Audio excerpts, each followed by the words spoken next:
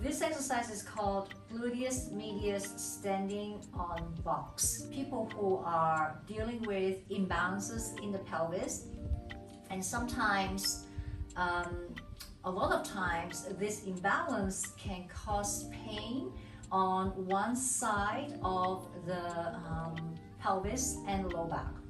I see this at my studio all the time. Clients who are dominant, right arm dominant, which is actually most of us are, they tend to have the right hip that is higher than the left hip, right pelvis higher than the left pelvis, and the pain will manifest in two places. Tightness sensation can be felt on the right side of the low back and the right gluteal area at the top here, and then the left side where the SI joint is usually also it is a little bit unstable and also irritated. I balance the pelvis first, and this is one of the exercises that I use a lot on people. Okay, all right, I'm going to show it to you today. You need a block or a box or stool, a low stool, something stable which you can stand on. Okay. Now, yoga block is not ideal. I don't have a low stool here at home. I have a bigger block at the studio, which is more stable. I don't have it with me. But if yoga block is all you have, use it. But make sure that you are stable when you're standing on it. Hold on to something in the beginning if you need to. If your right hip is higher, which usually is, if you're right-handed, not always, but usually, then you will stand on your right leg. You stand on your right leg, okay? So on your right leg, and making sure that your pelvis are level, your hip bones are level, and then your feet are parallel with each other to begin with, okay?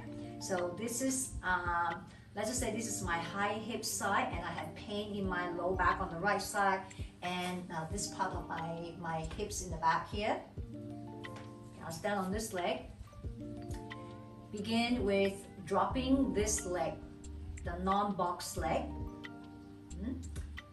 And then now think of drawing the top of a pelvis down on this side towards the leg bone. Okay, so here to here, yeah? And then you return. Draw this right pelvis or this pelvis down towards the femur. And then release. The right pelvis into the right thigh bone, the right femur. The thigh bone is called femur, the clinical term for thigh bone.